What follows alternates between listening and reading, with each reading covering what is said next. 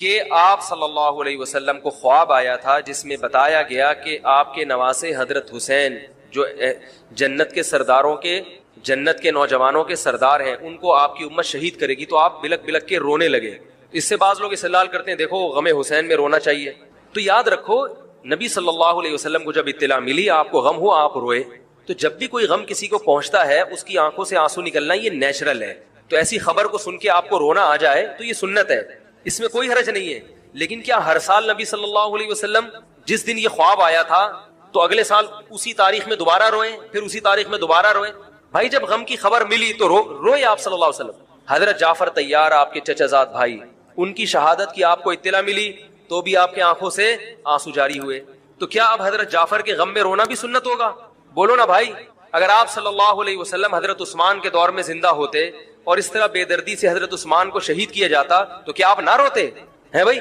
تو پھر حضرت عثمان کی یوم شہادت پہ رونا بھی کیا ہے؟ سنت ہونا چاہیے نا. حضرت عثمان کی شہادت کی نبی کو اطلاع ملی تھی, وہ جھوٹی افواہ تھی. صلح حدیبیہ کے موقع پر آپ صلی اللہ علیہ وسلم نے حضرت عثمان کو قاصد بنا کے بھیجا. اطلاع ملی کہ ان کو شہید کر دیا. آپ ایسا درد اور ایسا غضبناک ہوئے کہ آپ نے 1400 صحابہ سے موت پر بیعت کی. تو جب آپ کو سچی مچی کی اطلاع ملتی کہ واقعی ابھی تو افواہ تھی, یقین نہیں تھا, جب آپ صلی اللہ علیہ وسلم کو حقیقت میں اطلاع ملتی کہ آپ شہید ہو گئے تو کیا آپ نہ روتے؟ آپ صلی اللہ علیہ وسلم کو اپنی نواسی آپ کی گود میں تھی, اس کا انتقال ہوا, آپ کی آنکھوں سے آنسو جاری ہوئے. صحابہ نے کہا یا رسول اللہ آپ تو ہمیں صبر کی تلقین کرتے ہیں, آج آپ رو رہے ہیں. تو فرمائیے اللہ کی رحمت ہے, یہ تو اللہ کی رحمت ہے بھائی, اولاد ہے میری. تو کیا جب حضرت وہ جو آپ صلی اللہ علیہ وسلم کی نواسی کا انتقال کی تاریخ آئے گی تو ہم سب روئیں گے بیٹھ کے؟ بولو نا بھائی.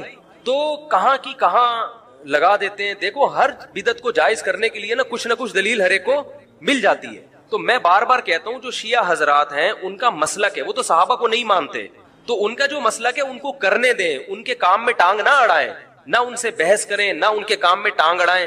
بولے بھائی آپ کا مسلک ہے آپ کریں. میں کہتا ہوں جو سنی لوگ ہیں جن کے اصول ہی الگ ہیں ان سے, وہ یہ سب کیوں کر رہے ہیں بھائی؟ یا تو ادھر ہو جاؤ, شیعہ بن جاؤ. کس نے روکا ہے؟ کوئی گورنمنٹ کی طرف سے پابندی تھوڑی ہے, کوئی پابندی نہیں ہے. آپ شیعہ بن جائے کوئی نہیں روکے گا آپ کو. کوئی شیعہ سنی بننا چاہے اسے کوئی نہیں روکتا, کوئی سنی شیعہ بننا چاہے اسے کوئی نہیں روکتا. لیکن جب آپ سنی ہیں تو پھر آپ کو ان اصولوں پہ چلنا پڑے گا جو اہل سنت والجماعت علماء نے بتائے ہیں.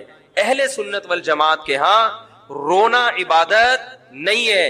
ہاں آپ نے کسی دن کربلا کا واقعہ سنا, چاہے محرم میں سنا, ربیع الاول میں سنا, حضرت حسین رضی اللہ تعالی عنہ کی ایک جو دردناک شہادت کا واقعہ آپ نے سنا, آپ کو رونا آ گیا, تو یہ عین ایمان کی علامت. میرے بیان اب ویڈیو ریکارڈ ہوتے ہیں, پہلے ریکارڈ نہیں ہوتے تھے, آڈیو چلتے تھے.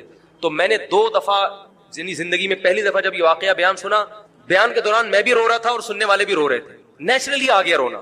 پھر دوبارہ میں نے یہ واقعہ بیان کیا, مجھے بھی رونا آ گیا اور سننے والوں کو بھی آ گیا. یہ نیچرل جو آ گیا. لیکن اگر میں اس لیے بیٹھوں کہ میں روؤں, آج میں پروگرام ہے باقاعدہ, بولو بھائی, رونے کا, اور آپ کو بھی رلاؤں گا, اور وہ محرم کا واقعہ میں اگر ربیع الاول میں بیان کروں گا تو رونا آ گیا مجھے. تو جو خود سے کسی کا واقعہ سن کے رونا آ جائے اس پہ پابندی نہیں ہے, بلکہ اہل بیت سے محبت کی علامت. لیکن یہ واقعہ جب ہم نے بیان کیا حضرت حسین کا تو مجھے رونا آیا. بالکل اسی طرح رونا جب حضرت عثمان کا واقعہ بیان کیا تو بھی آیا. ظلم تو ان پر بھی ہوا تھا, کوئی کم تھوڑی ہوا تھا. بلکہ مجھے یاد ہے جب میں نے پہلی دفعہ نبی صلی اللہ علیہ وسلم کی سیرت پڑھی, بالکل چھوٹا بچہ تھا میں اس وقت, میری عمر 9 یا 10 سال ہوگی, اور وہ آپ صلی اللہ علیہ وسلم کی وفات کا واقعہ لکھا تھا. تو اتنے بچے میں تو اتنی سمجھ نہیں ہوتی, لیکن جب مجھے یاد ہے میں پڑھ رہا تھا تو مسلسل آنکھوں سے آنسو بہ رہے تھے. ایسا دردناک واقعہ نبی صلی اللہ علیہ وسلم کی وفات کا. تو وہ تو کسی کے بھی وفات کی خبر جب ہم سنتے ہیں تو نیچرلی رونا آتا ہے انسان کو. کبھی وہ انسان کوشش تو برداشت کرنی چاہیے. لیکن اب ہمارے ہاں واقعات سنا کے باقاعدہ رونے کے پروگرام ہوتے ہیں. یہ اسلام کی تعلیمات نہیں ہے, یہ اسلام کی تعلیمات نہیں ہے, کیونکہ اسلام میں صبر کا حکم ہے. جو خود سے رونا آ جائے نا انسان کو تو وہ ایک نیچرلی ہے. اور کربلا کا واقعہ صرف اس نیت سے بیان کرنا کہ تاکہ میں بھی رہوں آپ بھی رہو, یہ غلط ہے. یہ اہل سنت والجماعت کے ہاں یہ اسلامی تعلیمات کے منافی ہے. سمجھ میں آ رہی ہے بات کہ نہیں آ رہی؟ اور کسی مخصوص دن کے ساتھ تو ویسے بھی خاص نہیں ہے. اور ویسے بھی شریعت میں صحیح بخاری مسلم کی حدیث ہے, آپ صلی اللہ علیہ وسلم نے نوحہ کرنے والی عورتوں پہ لعنت. نیاحہ کہتے ہیں چیخنا چلانا. آپ کو پتا ہے زمانے جاہلیت میں جب کسی کی میت ہوتی تھی تو باقاعدہ پیسے دے کے عورتوں کو رلوایا جاتا تھا, پیسے دے.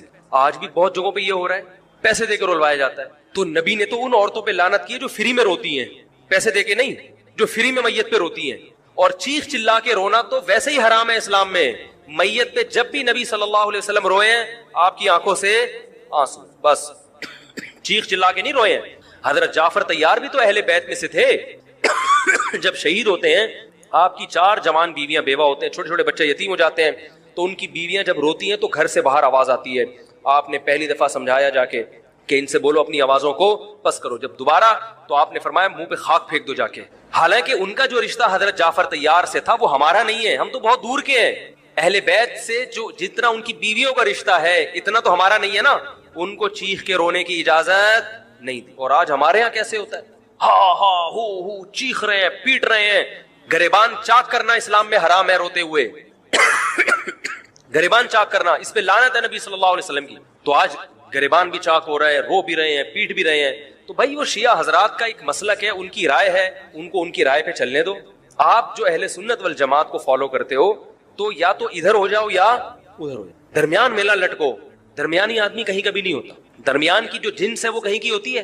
وہ بیچارہ نہ مرد سے شادی کر سکتا ہے نہ عورت سے. وہ کہتا ہے یا اللہ اگر مجھے آپشن دیتا یا تو ادھر کر دیتا, یا وہ تو ایک اللہ نے آزمائش بنا دی اس کو بیچارے کو, وہ آزمائش ہے, اسی آزمائش پہ اس کو قیامت کے دن اجر ملے گا.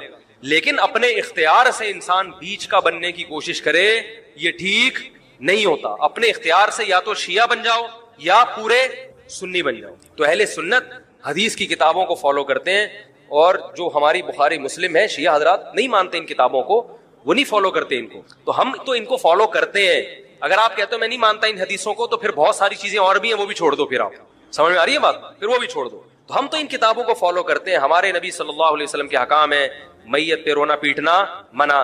جب حضرت حسین رضی اللہ تعالی عنہ کا قتل ہوا ہے کربلا میں, اور یقیناً یہ بہت بڑا بدترین ظلم تھا تاریخ کا, تو حضرت جو آپ کے اہل بیت جو باقی بچ گئے تھے ان کا کیا ری ایکشن تھا, جو صحیح اسناد سے جو چیزیں ثابت ہیں ان کا کیا ری ایکٹ تھا. کیا امام زین العابدین نے اس طرح سے لوہے کیے تھے کہ آپ نے سینوں کو پیٹا تھا؟ انہوں نے صبر کیا تھا انہوں نے.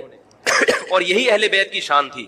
تبھی تو قرآن کے الفاظ کیا ہیں کہ نیکی صرف یہ نہیں ادھر ادھر منہ کر کے نمازیں پڑھ لو, بلکہ والصابرین فی البأساء, جو پریشانیوں کے وقت کیا کرتے ہیں, صبر.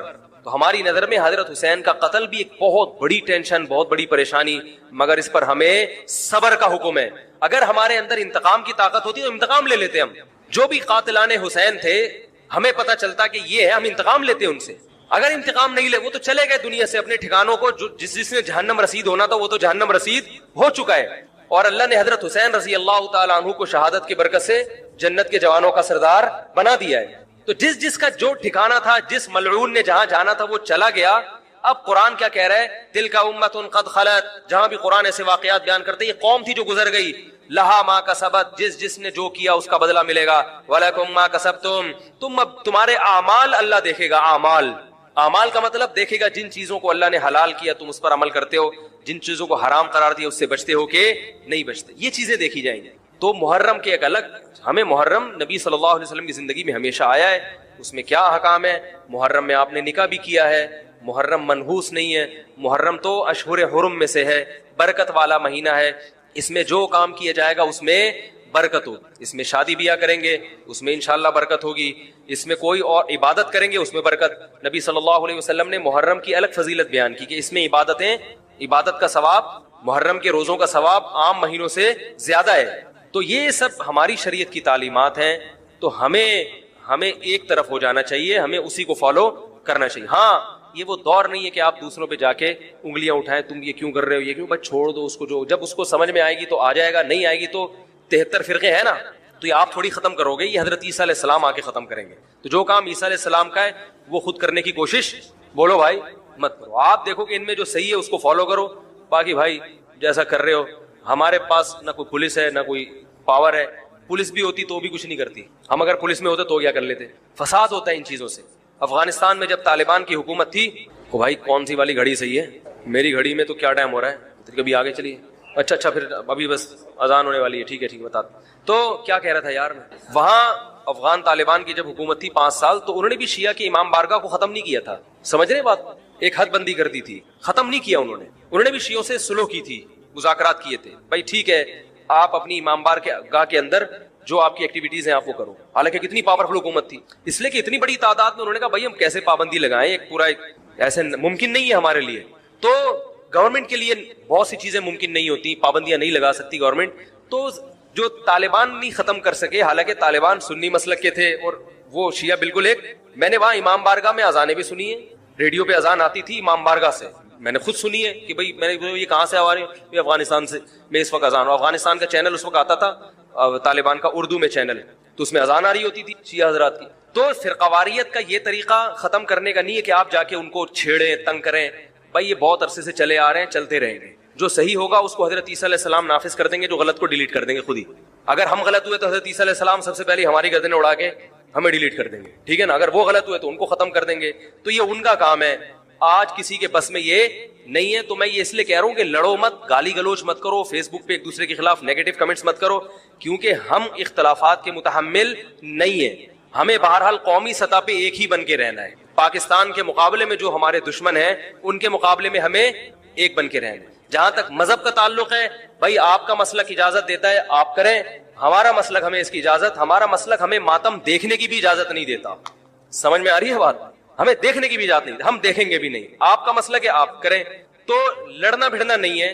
میں صرف یہ کہہ رہا ہوں کہ ایک طرف ہو جاؤ, یا ادھر یا بولو بھائی ادھر ہو جاؤ. تو ہم یہ چیزوں کو غلط سمجھتے ہیں, نہ ماتم کو جائز سمجھتے ہیں, نہ رونے پیٹنے کو جائز سمجھتے ہیں. جس طرح سے رویا جا رہا ہے, کسی کو واقعہ کربلا سن کے رونا آ جائے, یہ ایمان کی علامت ہے اہل بیت. لیکن یہ کوئی سنت عمل نہیں ہے کہ باقاعدہ اس کو رلانے کے لیے آرڈر پہ بٹھایا جائے کہ چلو کربلا کا واقعہ سن کے رونا سنت ہے تو آپ بیٹھو تو رو.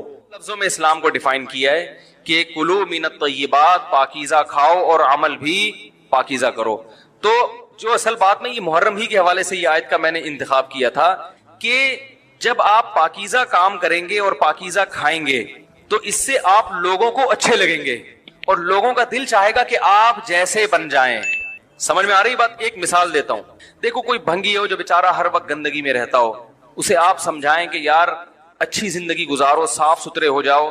آپ نے کسی دن اس کو نہلا دیا, بہترین کپڑے ڈیٹول سے نہلایا, سروس کروائی, ظاہر ہے وہ اتنے دنوں سے ایک کام کر رہا ہے تو وہ سروس کے بغیر دھلے گا نہیں.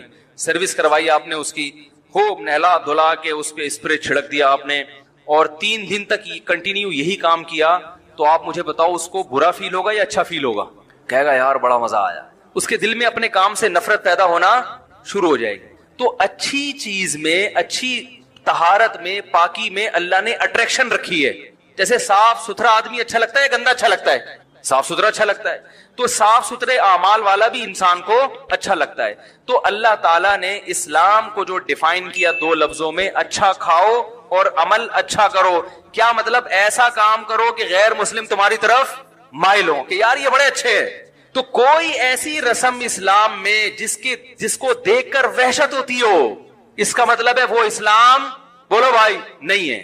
کوئی بھی آپ ایسا عمل کر رہے ہیں, لیبل اسلام کا لگا رہے ہیں, مگر اسے دیکھ کر غیر مسلم کو گھنٹوں گھنٹوں سمجھانا پڑتا ہے یہ کیوں ہو رہا ہے, اس کا مطلب ہے کہ یہ اسلام بولو نا بھائی نہیں ہے. تو آپ مجھے بتاؤ محرم میں جو کچھ ہو رہا ہے, کیا یہ غیر مسلم کو اسلام کی طرف مائل کرے گا؟ یہ عمل ہے بھائی. یعنی کوئی غیر مسلم اسے دیکھ کے مسلمان ہوگا کہ یار ماشاءاللہ بڑا زبردست اسلام ہے. افسوس ہمیں اس پر ہے کہ دیکھو جن کا مسلک ہے, جن کا فقہ ہے, وہ جو کچھ کر رہے ہیں انہیں کرنے دو. اپنے بارے میں یہ فیصلہ کرو کہ ہم سنی ہیں یا شیعہ ہیں. فرقے شروع سے چلے آ رہے ہیں نا, شیعہ اور سنی, ختم کرنا تو ممکن نہیں ہے. تو حضرت عیسیٰ علیہ السلام جب نازل ہوں گے تو تلوار کی زور سے تمام فرقوں کو ختم کر دیں گے. تو جو کام عیسیٰ علیہ السلام کا ہے وہ خود کرنے کی کوشش نہ کرو, جو حضرت مہدی کا کام ہے وہ خود کرنے کی کوشش نہ کرو. ہم کسی فرقے کو ختم نہیں کر سکتے, لیکن ہم اپنے آپ کو ڈیفائن کر سکتے ہیں. ہم یہ بتا سکتے ہیں کہ ہماری رائے میں صحیح کیا ہے. تو میرے بھائی, نبی صلی اللہ علیہ وسلم نے فرمایا 73 فرقوں میں سے ایک جنتی ہے.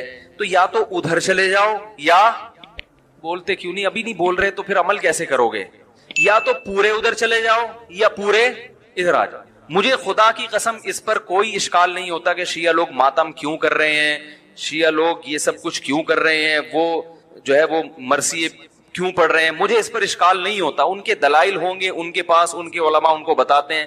وہ کب کہتے ہیں کہ ہم سنی ہیں, وہ کب کہتے ہیں کہ ہم صحابہ کو حجت سمجھتے ہیں. ایک چیز کا انہوں نے دعویٰ ہی نہیں کیا تو ہم ان پر وہ کیوں تھوپے ان کے سر پہ. لیکن میں آپ کی بات کر رہا ہوں, میں ان لوگوں کی بات کر رہا ہوں جو اپنے آپ کو سنی کہتے ہیں. تو بھائی پھر سنی ہو تو جو اہل سنت والجماعت کے جو چاروں مکاتب فکر ہیں، حنفی، مالکی، شافعی، حنبلی، اہل سنت کے ہیں نا، ان کی کتابوں میں کہیں بھی اس طرح کی کوئی چیز بولو بھائی نہیں ہے. ماتم کرنا اہل سنت کے ہاں جائز نہیں ہے. نبی صلی اللہ علیہ وسلم نے میت پر چیخو پکار کرنے کو حرام قرار دیا ہے. نوحہ کو جو میت پہ رونا پیٹنا ہوتا ہے، گریبان چاک کرنا، اس عمل پر آپ صلی اللہ علیہ وسلم نے لعنت فرمائی ہے. صحیح بخاری صحیح مسلم کی حدیث ہیں. حضرت جعفر طیار رضی اللہ تعالی عنہ نبی کے سگے چچا زاد بھائی میدان جنگ میں شہید ہوئے، 4 بیویاں بیوہ ہوئی ہیں، چھوٹے چھوٹے بچے یتیم ہو گئے. آپ نے ان کی بیویوں کو زور سے رونے کی اجازت نہیں دی. اتنا غضبناک ہوئے جب وہ باز نہیں آئے، آپ نے فرمایا ان کے منہ پہ خاک پھینک دو. حالانکہ بیوہ ہوئی ہیں، قابل ترس ہیں، لیکن چیخ کے رونے کی اجازت، حالانکہ وہ تو اہل بیت میں سے تھے. حضرت جعفر طیار ظلمن شہید ہوئے تھے.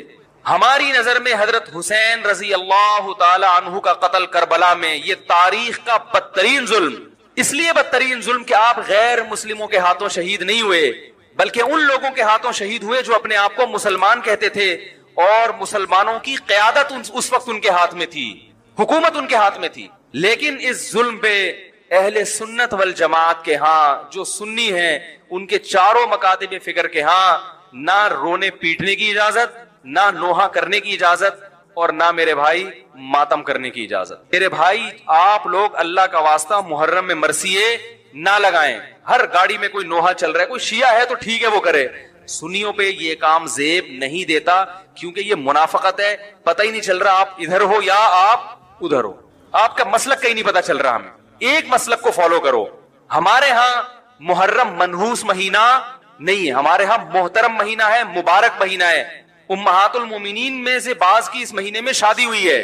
ہم شہادت کو نحوست نہیں سمجھتے. 10 محرم پہلے سے مبارک تھا، حضرت حسین کی شہادت کی وجہ سے اور مبارک بن گیا، منحوس نہیں بنا.